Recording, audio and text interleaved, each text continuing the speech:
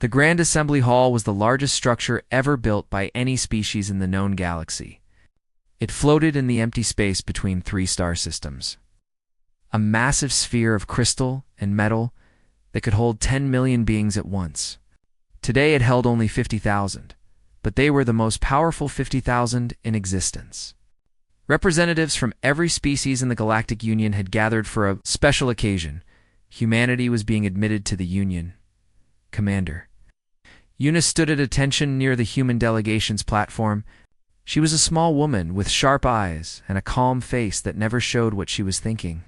Her uniform was simple gray, nothing fancy, nothing threatening. Beside her stood Admiral Taiho, an old man with white hair and scars on his hands from wars fought long before Una was born. He watched the ceremony with the patience of someone who had seen many ceremonies before. The Galactic Union had existed for over 100,000 years. Thousands of species had joined, and thousands more had tried and failed. Humanity had passed all the tests. They had shown they could travel between stars. They had shown they could communicate peacefully. They had even won a small war against pirates at the edge of Union space, proving they could defend themselves. But none of the aliens in the hall seemed impressed. Una could hear them whispering. The Velthari, tall and beautiful with silver skin, laughed behind their hands. The Kroth, massive creatures with forearms and stone-like bodies, simply looked bored. The Phoenix, small and fox-like with three tails, chittered to each other in amusement. Humans were average. That was the problem.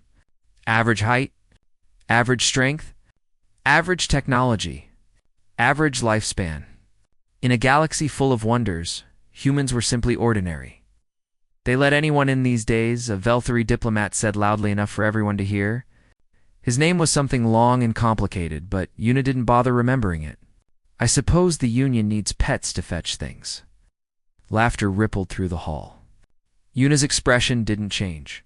Beside her, Admiral Taiho simply clasped his hands behind his back and waited. The ceremony continued. Speeches were made. Documents were signed. The human ambassador, a tired-looking woman named Dr. Minji, accepted the Union membership with grace and dignity, even as aliens continued to mock her species behind her back, and then Verax stood up. The laughter stopped. The whispers stopped.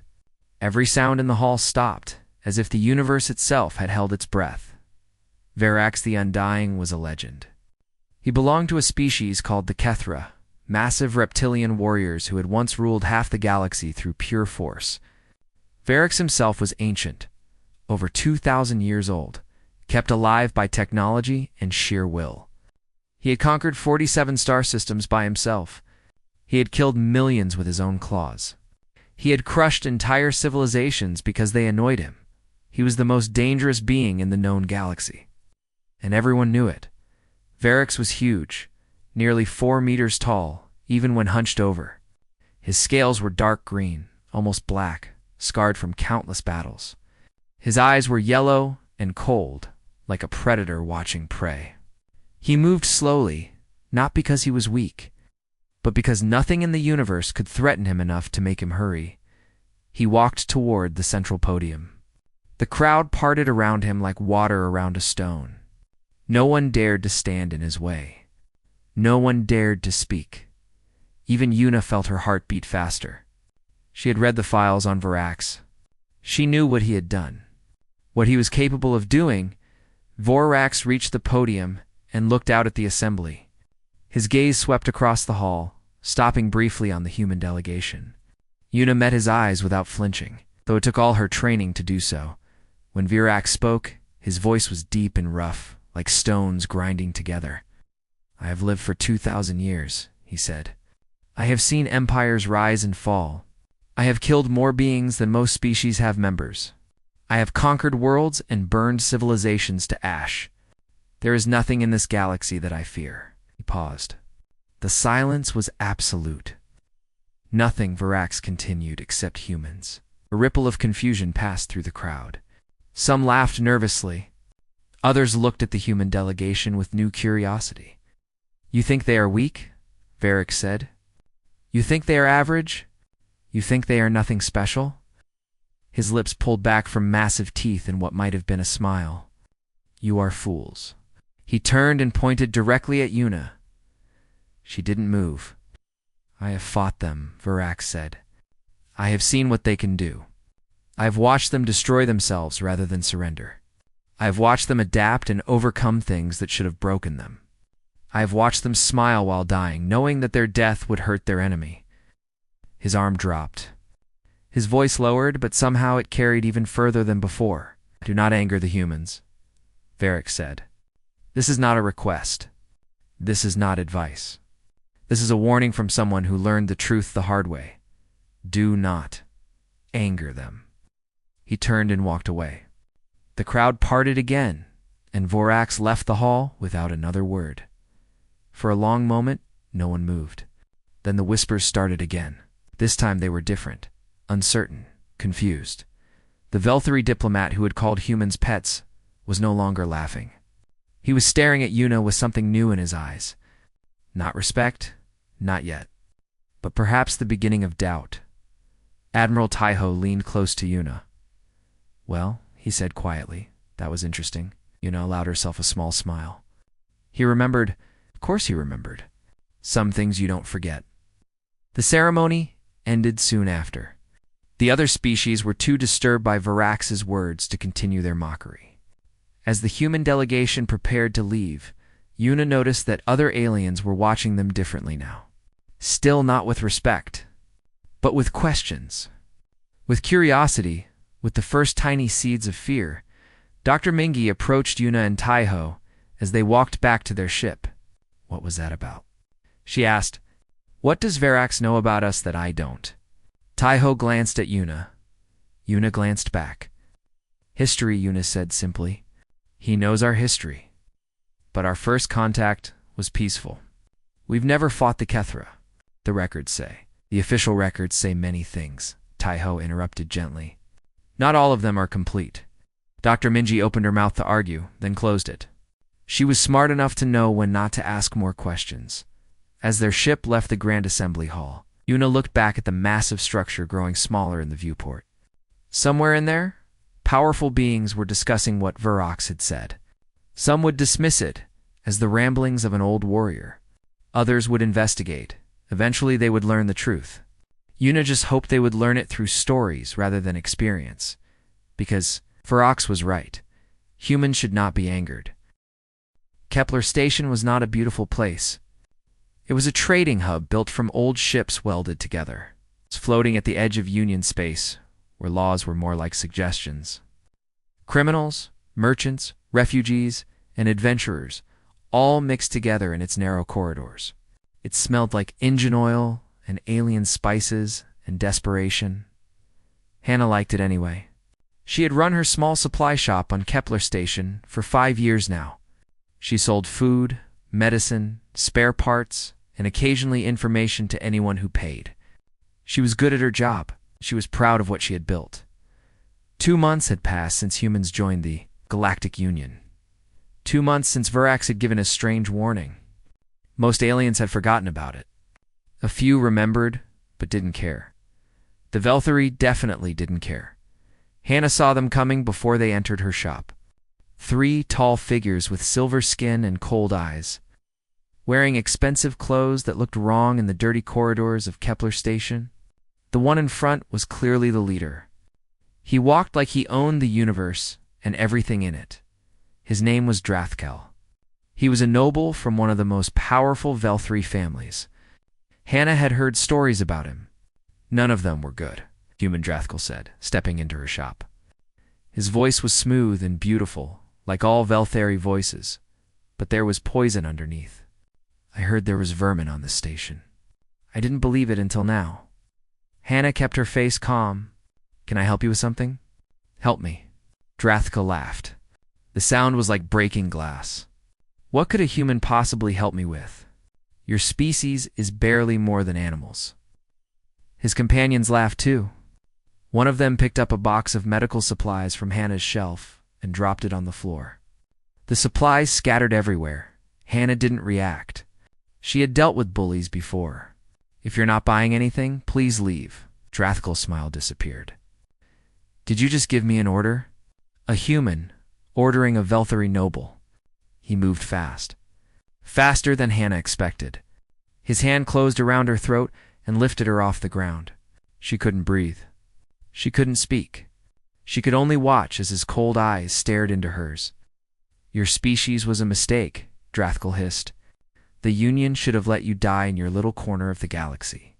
Instead, they let you in, and now you think you're equal to us. He threw her. Hannah crashed through a shelf of goods and hit the wall hard. She felt something break in her chest.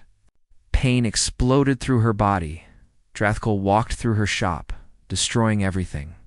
He smashed containers, kicked over displays, tore apart years of her work in minutes. His companions helped, laughing the whole time. Station security arrived. 3 Phoenix officers in worn uniforms. They watched the destruction and did nothing. Aren't you going to stop them? Hannah gasped from the floor. One of the Phoenix shrugged. Velthari business. Not our problem. They left. When Drathkal finished destroying everything, he walked back to Hannah and crouched beside her. Remember this, he said softly. Remember what happens when humans forget their place. He spat on her and walked away. His companions followed, still laughing. Hannah lay in the ruins of her shop, bleeding and alone. She wanted to cry. She wanted to scream. But most of all, she wanted someone to help her. Help came, but not the kind she expected.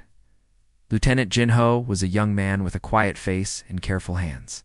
He worked as an engineer on a human cargo ship that was docked at Kepler Station for repairs. He had been walking to a parts shop when he heard the commotion. He didn't say anything when he found Hannah. He simply picked her up, gently, and carried her to the medical bay. His face showed no anger. His hands were steady. He moved with the calm efficiency of someone who had been trained to handle emergencies. Dr. Somi was waiting at the medical bay. She was a xenobiologist, a scientist who studied alien life, but she had medical training too. She took one look at Hannah and went to work. 3 broken ribs, Dr. Somi said as she scanned Hannah. Internal bleeding, concussion. She'll live, but she'll need time to heal. Ginho nodded. He stayed while Dr. Somi worked, watching the door as if he expected more trouble. When Hannah was stable, Jinho finally spoke. Who did this? Drathkal, Hannah whispered. Velthari noble. Security won't do anything. Jinho nodded again. His face was still calm, but something had changed in his eyes. Something cold and patient and very, very dangerous. That evening, Ginho found Drathkal in one of the station's expensive restaurants. The Velthari noble was laughing with his companions. Celebrating their successful intimidation of a human shopkeeper, Ginho walked up to their table. Conversation stopped. The Velthari looked at him with amusement. Another human, Drathkal said. Did you come to beg for your friend? No, Ginho said. His voice was quiet and polite. I came to ask you one question. Ask then. Entertain me. Jinho met Drathkal's eyes. Are you certain you want to do this? For a moment something flickered in Drathkal's expression. Something like uncertainty. Then he laughed and spat at Jinho's feet. Go away, vermin. Jinho nodded, turned, and walked away. He didn't look back. He didn't say another word. That night, he sent a single coded message to Earth. It was short. Just a name, a location, and 3 words. Authorization requested. Confirmed. The response came in minutes. Authorized. Every Velthari business account in 3 star systems was frozen. Trillions of credits. Locked. Nobody could explain how. The encryption protecting those accounts was supposed to be unbreakable. The Velthari military sent investigators. They found that their own secure communications had been cracked. Secret messages, battle plans, political schemes, everything was leaked to rival species. Careers ended. Alliances crumbled. Trust vanished. Trade routes that Velthari merchants had used for centuries were suddenly blocked. Ships were delayed. Cargo went missing. Nothing could be proven, but the pattern was clear. And through it all, no human said a word. No declarations. No accusations. No weapons fired. Just silence and slow, systematic destruction. On Kepler Station, Drathkal received a message on his personal device. It was from an anonymous source, but he knew who sent it. Hana's shop was worth 12,000 credits. You now owe 12 billion. Interest is compounding. This is your first and only warning. Make this right, or we will make it right for you. We have time. We are patient. We do not forget. Drathkal's hands shook as he read the message. He looked around the station, suddenly seeing humans everywhere. Engineers, merchants, travelers, all of them quiet. All of them watching. For the first time in his life, Drathkal understood what Varix had meant. Humans should not be angered, and he had made them very, very angry. Verax sat alone in his private chambers on his homeworld. The room was dark and quiet, filled with trophies from 2,000 years of conquest. Weapons hung on the walls. Flags of defeated nations gathered dust in corners. The skulls of fallen enemies lined shelves that stretched to the ceiling, but Verax wasn't looking at any of them. He was looking at a small photograph in his clawed hand. It showed a human woman with dark hair and tired eyes. She was smiling. His second incommandant, a younger Kethra named Growth, entered the room and knelt. "My lord," Growth said, "the Galactic Council wants to know why you warned them about humans. They are demanding an explanation." Verax didn't look up from the photograph. "Let them demand." "But my lord, your reputation. Some are saying you have grown weak. Afraid of a species that has barely left their own system." Verax laughed. It was not a pleasant sound. Weak, afraid. He finally looked at Groth. "Sit, boy. I will tell you a story. Then you will understand." Groth sat, confused but obedient. Varix's eyes grew distant. Looking at something far away and long ago? 200 years passed, he began. "I was different. Younger, stronger, arrogant. I had already conquered 30 star systems. I believed nothing could stop me." He held up the photograph. "Then I found Earth." The memory took him back. 200 years ago, Brox had led an armada of 500 ships to a small blue planet that had just discovered faster-than-light travel. Standard procedure for the Kethra. Find new species. Conquer them before they could grow strong. Add their resources to the Empire. The humans had only one ship capable of leaving their system. Just one. It was called the Perseverance. It was commanded by a woman named Captain Yunji. When Verax's armada arrived, he expected fear. He expected surrender. He expected what every other species had given him, begging and submission. Instead, the Perseverance flew directly at his flagship one ship, against 500. Verax had laughed and destroyed it with a single shot.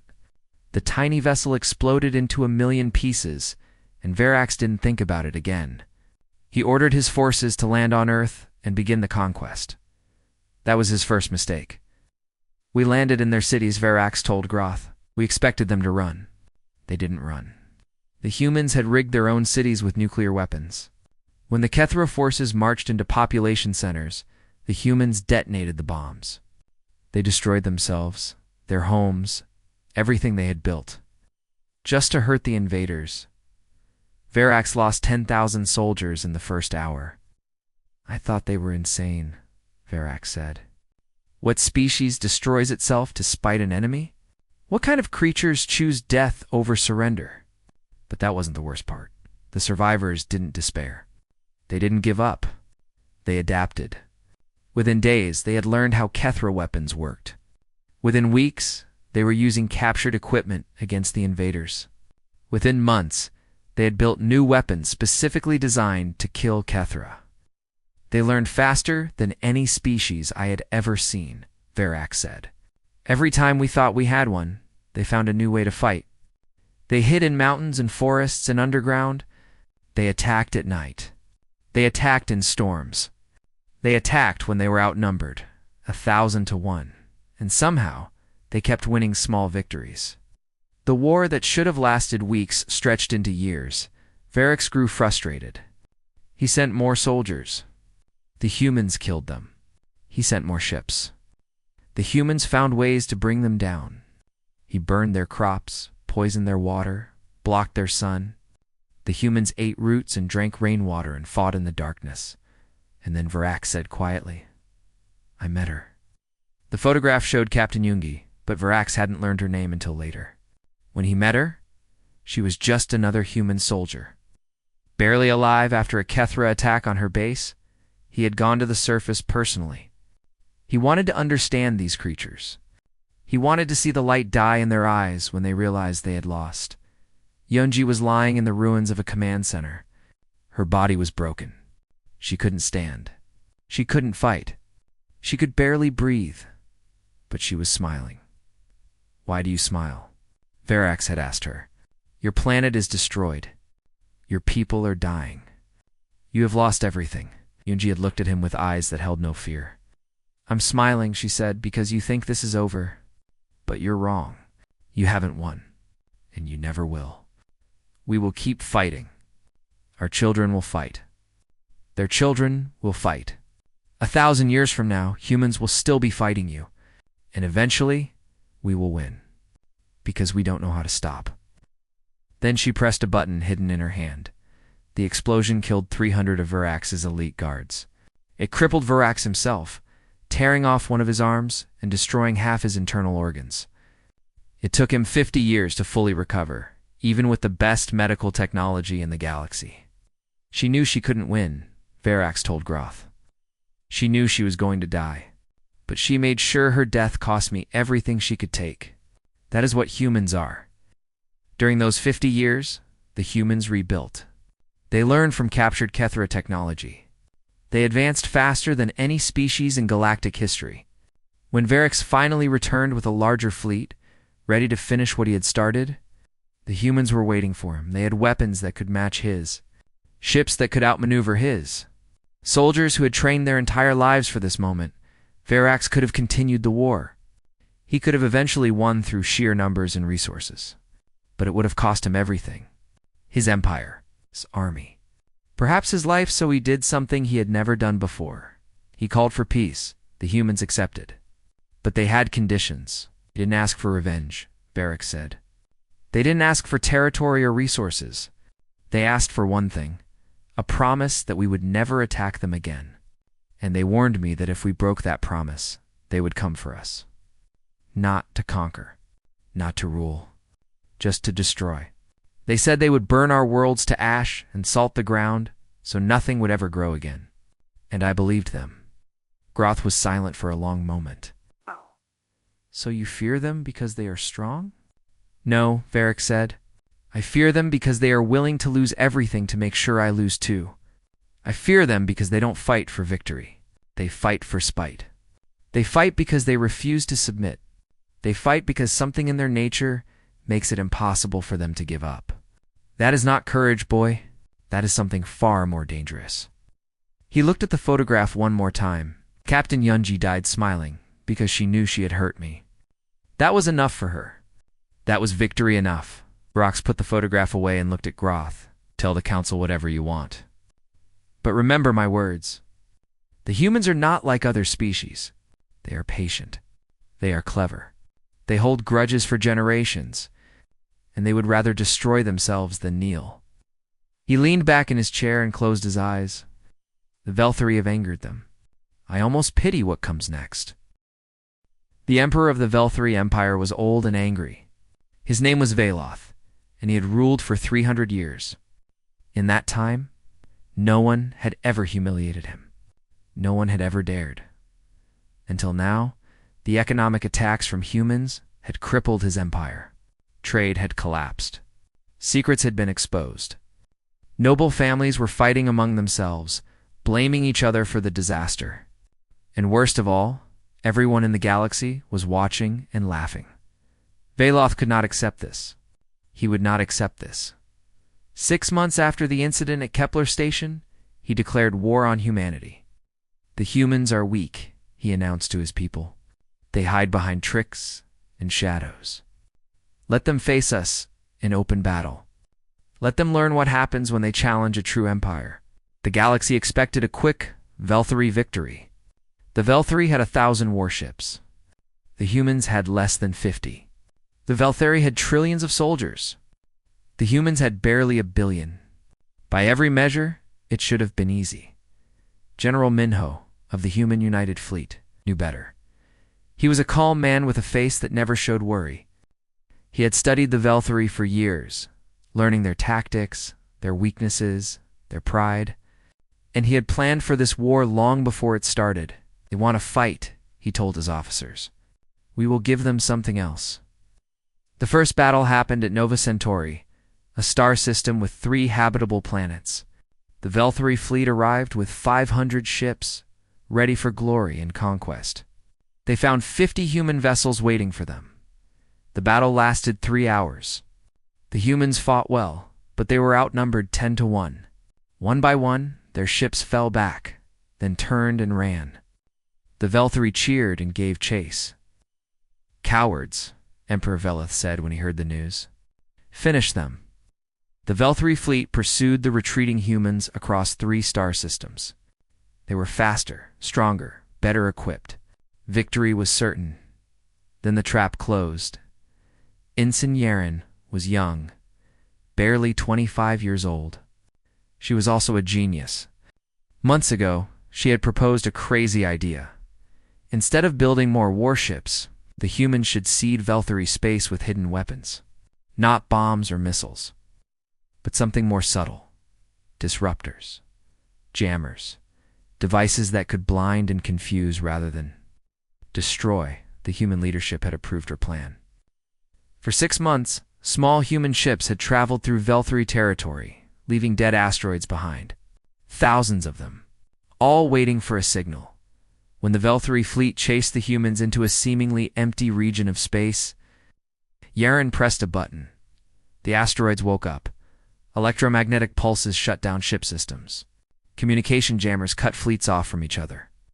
Navigation scramblers made star maps useless.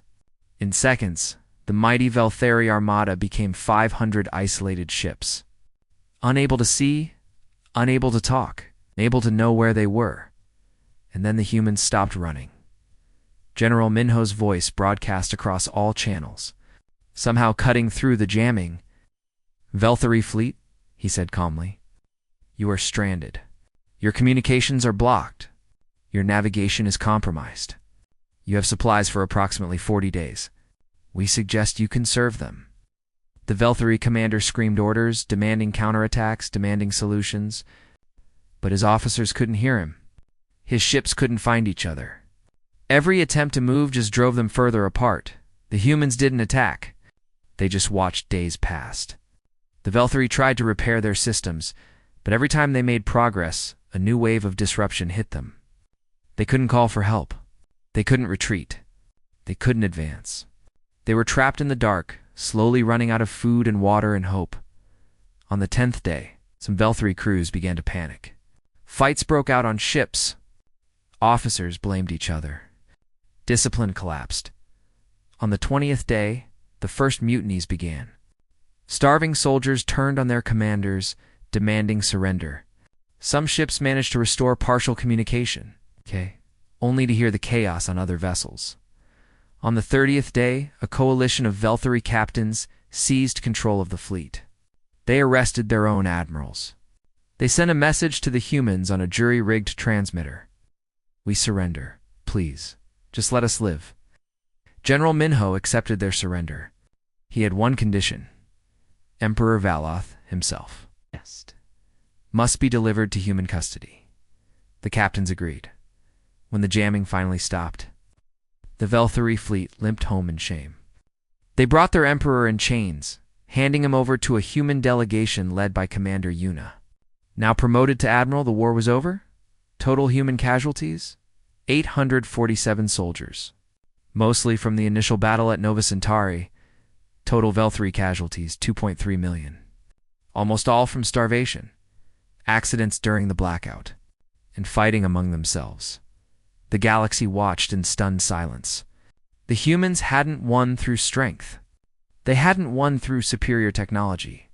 They had won by being patient, by being clever, By refusing to play by the rules everyone else followed. They don't fight wars, one Phoenix diplomat said.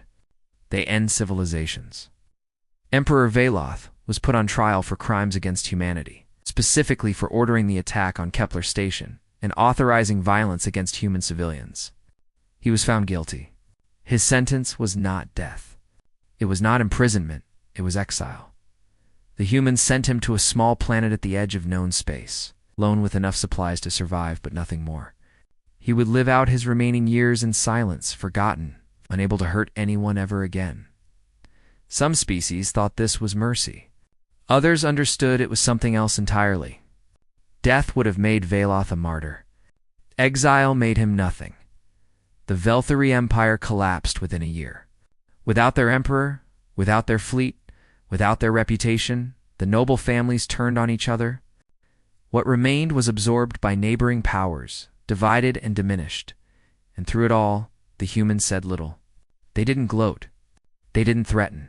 They simply returned to their lives. As if the war had been a minor inconvenience rather than a galaxy-shaking event. But everyone remembered. Everyone remembered what happened when someone angered the humans, Captain Jinho. Now promoted for his role in starting the chain of events, visited Hannah at Kepler Station. Her shop was being rebuilt, with funds mysteriously donated from anonymous sources. Was it worth it? She asked him. All those Velthari who died, the empire that fell, all because of what happened to me? Ginho looked at her for a long moment. You are one person, he said. But you are our person. Humanity doesn't forget its own. We don't abandon our people. And we don't let anyone hurt us without consequences. He helped her hang a new sign above her shop door.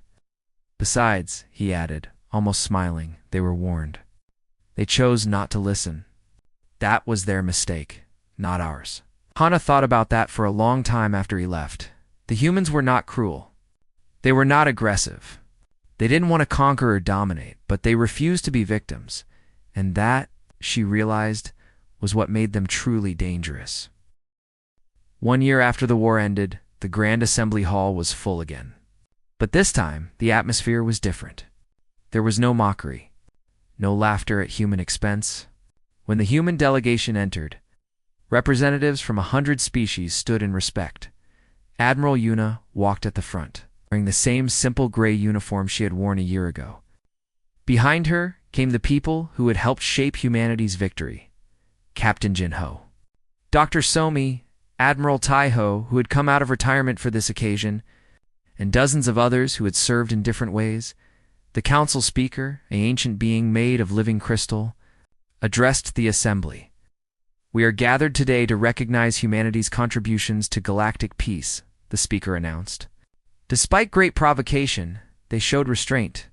Despite suffering attacks, they sought justice rather than revenge. They have proven themselves worthy of the highest honor we can offer. A holographic document appeared in the center of the hall. Humanity is hereby granted a permanent seat on the Galactic High Council. They will have equal voice with the eldest species. Their vote will shape the future of civilization itself. It was an honor that had not been given in 10,000 years. Species that had existed for millions of years had never received it. Yuna stepped forward to accept. On behalf of humanity, she said, we accept this seat. But we want to make something clear. The hall fell silent, waiting. We don't want power over others, Yuna continued. We never did. We don't want to rule the galaxy or dominate other species. We don't want tribute or territory or special treatment. She paused, looking around the assembly at all the different faces watching her. We want to be left alone. We want to explore, to grow, to learn, to live our lives in peace. Threaten that, and yes, we will respond. We will respond with everything we have. But respect that simple wish, and you will find no better friends in the entire universe. She smiled. We are not your enemies unless you choose to make us your enemies. And we really, really hope you don't make that choice. The assembly was quiet for a moment. Then, slowly, applause began. It spread through the hall until it became thunder. Species that had mocked humanity a year ago now clapped and cheered. After the ceremony, Varex approached Yuna in a private corridor. The massive Kethra moved slowly, his ancient body showing every one of his 2,000 years. "A good speech," he said, "but I wonder, was it all calculated? The patience during the provocations, the restraint during the war, the mercy afterward. Was it all planned?" Yuna looked up at him. He was so much larger than her, so much older, so much more experienced in violence and conquest. But she didn't flinch. Planned. "No, we're not that clever." She was quiet for a moment. "The truth is, we wanted to burn them. When we saw what they did to Hannah, when we watched them mock us, when they declared war, every human felt the same thing. Anger. Pure, burning anger." Verax nodded slowly. "But you didn't burn them." "No, we chose not to." Yuna met his eyes. "That's the difference, I think. We feel everything you fear us feeling. The spite, the stubbornness, the willingness to destroy ourselves, to hurt our enemies. It's all there inside every human. But we also have something else. We have the ability to choose mercy. To choose what kind of people we want to be." Yuna shrugged. "We could have killed millions of Velthari. We had the means. Part of us wanted to. But we decided that wasn't who we wanted to be. So we found another way." Verax was silent for a long moment. "That," he finally said, "is why I fear you. Not because of what you do, but because of what you choose not to do, because you have the darkness inside you and you control it. Most species are limited by their nature. Humans are limited only by their choices. And that means there is no predicting what you might do." He turned to leave, then paused. "I am glad we made peace, all those years ago. I am glad I warned them." "So are we," Yuna said. "Truly." Verax walked away without another word. Months later, on Earth, life had returned to normal. The war was over. The politics were settled. The galaxy had a new order, one in which humanity had a voice. But for most humans, none of that mattered. They cared about their families, their jobs, their daily lives. They cared about small things and simple pleasures in a quiet village in the Korean countryside. Captain Ginho walked down a familiar street. He was on leave finally after months of service. He was looking forward to good food and better company. Hannah's new shop was on a small corner near the market. It wasn't on Kepler Station anymore. After everything that happened, she had decided to come home. The shop was smaller than her old one, but it felt more real, more permanent. Dr. Somi was already there when Jinho arrived. She was sitting at a small table outside, drinking tea and watching the sunset. "You're late," she said. "I got lost," Ginho admitted. "It's been a long time since I was here." Hannah came out with more tea and snacks. Her ribs had healed. Her bruises had faded. But there was something different in her eyes now. A strength that hadn't been there before. She said, "Eat. Tell me about what's happening out there." Jinho sat. He looked at the two women, at the quiet street, at the sunset painting the sky in shades of orange and pink. "Nothing much," he said. "Peace, mostly. The Council is working out trade agreements. The Fenix want to visit Earth for tourism. The Kroth are asking for cultural exchanges in the Velthari." Somi asked. "Rebuilding, slowly. They're divided now, different factions with different ideas. Some of them actually want to apologize. Send ambassadors. Start over." Anna raised an eyebrow. "Will we let them?" Ginho thought about it. "Probably. That's who we are, isn't it? We don't hold grudges forever. We give people chances. We just make sure they understand the consequences if they waste those chances." They sat together as the sun disappeared behind the mountains. They talked about small things. Food, weather, old friends. Nothing important. Everything important. Across the galaxy, species whispered a new proverb to their children. It was taught in schools and repeated in councils and carved into monuments on 100 worlds. The stars are vast and full of terrors, but the greatest terror smiles. It offers peace. It gives second chances, and it never ever forgets. Barax's warning had become law. Not official law, written in treaties and enforced by courts.